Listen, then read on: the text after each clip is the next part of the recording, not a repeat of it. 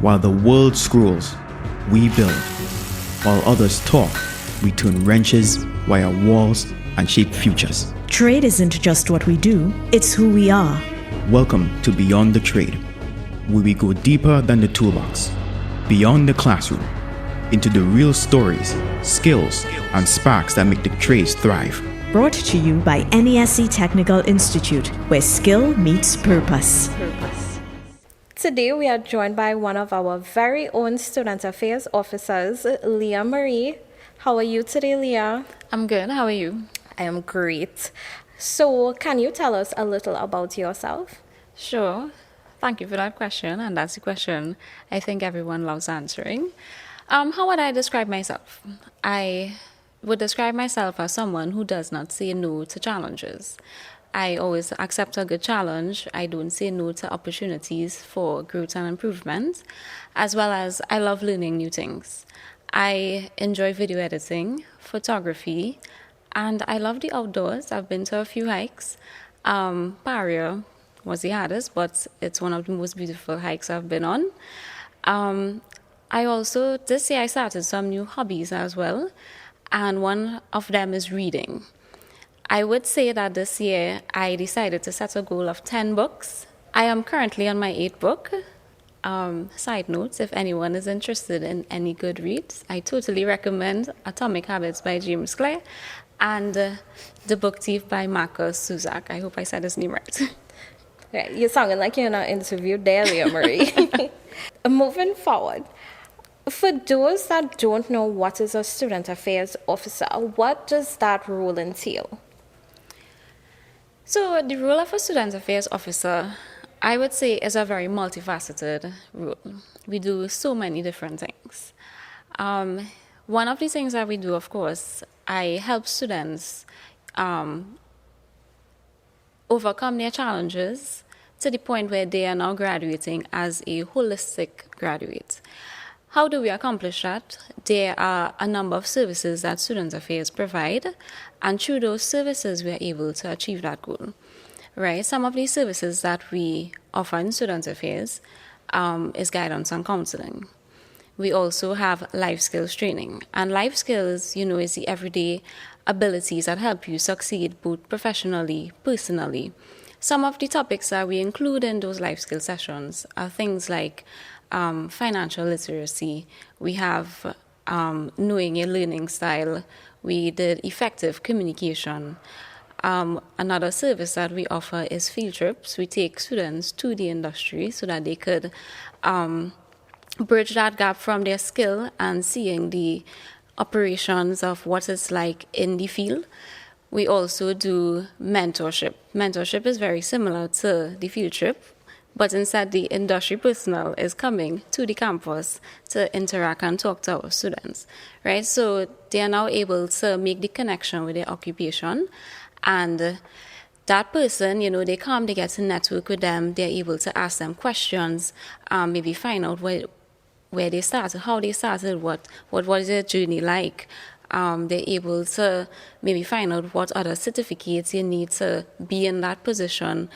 Also, our students are able to ask the industry personnel, questions, maybe what it took them to be in that role, maybe what certificates is required further, maybe what they need to do to further upskill themselves, and also to find out that big question, what is the salary like in a position? Mm-hmm. We have mentorship, we have academic advising, entrepreneurship, we have student social activities, mm-hmm. Student sporting activities, and we help with job placement. And we also have started an alumni association, which I am one of the leads on that. It's fairly new, right? And you're probably wondering, what is the alumni association? It's basically where the graduate is able to stay connected to the institution, you're able to stay connected to your alma mater, you're able to give back through volunteerism, mentorship. We also you're able to stay connected and network with fellow graduates and professionals as well. So if you're looking at this and you're a graduate, you graduated from NESC, and you want to be a part of this exciting program, I would say to visit our website and you can find the registration form there.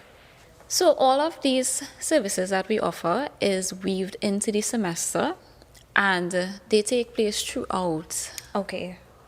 So you're with the student from start to finish. Yes. How would you advise a student to prepare themselves for success? That's a great question. I would say, firstly, do research into the skill or the trade that you want to do. For example, if you're looking into applying to NESC, I would say go on their website, go on their TikTok, check out this podcast. You know, they have lots of information and resources out there on the different trades. Get yourself some exposure on what you want to do. Also have a willingness to learn. Right, ask questions. Practice makes perfect. You'll want to practice the trade or the skill that you are applying to do. Also, you want to build good habits from early. So, being disciplined, having good time management skills as well, and also just being curious and preparing yourself to become an independent learner. Also, not missing on opportunities to improve on your skill and yourself. What's the one thing that you notice is a big shock for new students? One of the biggest shocks that students face at NESC when they come to learn their skill is finding out that there is theory a part of their hands-on learning. And to be honest, the theory is very important because the theory is what makes the practical make sense. Additionally, becoming an independent learner. You know, now you have to stay on top of your deadlines, you have to do your own research, you have to ask questions, you have to become self-motivated, right? Yes, there's support from Students Affairs and maybe your peers and your instructor, but you have to be self-motivated, to be committed and to push yourself through, persevering through the program. And what skills or habits that you observe in these students that set these students apart? That's a very good question, Samara. Thank you. I would say having an eagerness to learn, right? I would say being eager to learn, being inquisitive, right? You always want to find out why and how. Let's say your instructor comes with a task in the workshop. That person who, is successful, they are the first person to maybe say, sir, or miss, I want to take this apart. I want to be able to dissect this and see how it works for myself, right? So being curious, I think that goes a long way because the student is an independent learner. You are responsible for your learning, and having that willingness and that drive to want to learn, I think that definitely sets students apart, successful students apart. Yeah. If you could give advice to new incoming students or even the current students, what would it be? I would say don't stop learning, don't stop growing. So learn, absorb, apply. This is a quote that I heard from one of the industry persons when I visited Sterling Services for a field trip that we took our auto students on. And that really did stuck with me. And it reminds me of two quotes that I keep with me to this day from high school. It's my discipline will decide my destiny and my attitude will determine my altitude, right?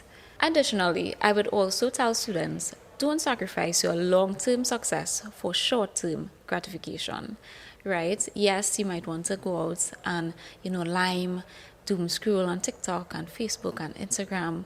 But I would say don't sacrifice your future at the expense of the short-term gratification. That's a great advice. Thank you. And if you could advise their families, like spouses, parents, siblings, how would you advise them to lend a supporting hand? So I would say that no man is an island and that we all need support from our family, our friends. That moral support goes a long way, especially, having that support from your family, especially. I think just showing up and being there for someone gives them the push and the drive to continue to stay on the path and continue what they are doing. For example, maybe sometimes you'd hear your parents telling their friends or your family, my son is doing this or my daughter is doing this, and just hearing that sense of pride from your parents, having that proudness about you, that I think that really does give you a push, and it motivates you and encourages you to stay on the course and to complete the journey and achieve your goal. What is one of your most rewarding parts of your role? I think one of the most rewarding things in the role is when I help students overcome their challenges and they are able to become confident, work-ready, holistic graduates of the NESC. And then on the flip side, what are the challenges you would face? I think one of the most challenging parts of my role is getting all of the pieces to work together and ensuring that the student has what they need. Coordinating with the different areas, yes, it might be challenging at times, but at the end of the day, just like a puzzle, you need the pieces to come together to complete this goal. We are working together to complete this goal, of getting the students to graduate. And at the end of the day, the student is at the center. So I know, being a member of staff, I am always around in the classrooms, seeing all these skills happening and the students learning. And I always think to myself, wow, I wish I could do something in like automotive so I could understand when the mechanic is talking to me. Do you have a skill that you wish you learned? So that's a really great question, and I'm glad you asked me that. Actually, there is a skill that I'm currently learning, and that is sewing. This year I decided to pick up sewing because of my mom. My mom, she's a seamstress by profession, and I think I have a greater appreciation for learning a skill now. I grew up in a very skill-based environment, and I only realized that after I started to work at NESC, interestingly, right? My dad, he teaches a trade subject in a secondary school. It's mechanical engineering technology.